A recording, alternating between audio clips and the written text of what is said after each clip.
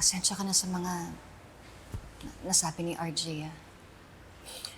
Tama naman po si Doc RJ eh. Dapat di niyo na lang po siya pinagalitan. Totoo naman po eh.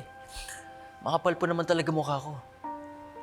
To think na may kasalanan si Dad sa inyo, tapos naghahanap po ako ng paraan para hindi po siya makulong. Kapal po talaga ng mukha ko, no? Arif, hindi. Nagiging mabuting anak ka lang. Yun lang yun. Pero Tita Lynette, hindi niyo na po ako responsibilidad. Lalo na't wala na po kayo ni Daddy. Alam ko. Alam kong wala na kami ni Carlos. Pero hindi ibig sabihin nun, wala na akong pakialam sa'yo. Hari, ayokong masira yung buhay mo dahil lang sa mga nangyayari sa tatay mo. Kaya nandito ako para suportahan ka, para gabayan ka.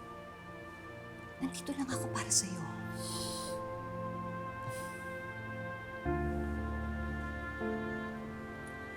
Tita Lynette, maraming salamat po ha. Dahil naiintindihan niyo yung desisyon ko. Pasensya po na nagkagulo po kayo ni Doc RJ dahil sa amin ng daddy ko. Hari, huwag mo nang isipin yan. Tsaka, pag-usapan na natin yan, di ba? Ngayon, ako naman na makikiusap sa'yo, ha?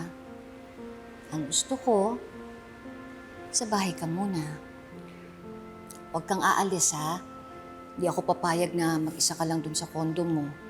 Lalo-lalo na sa mga nangyayari ngayon. Huwag kang aalis, ha? Basta, makipag-ayos po kayo kay Doc RJ ha. Because I know how much you love him.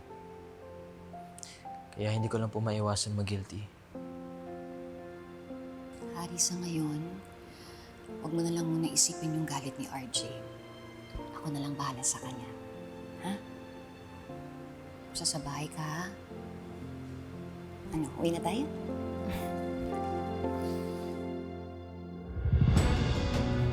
Tigilan mo na ako.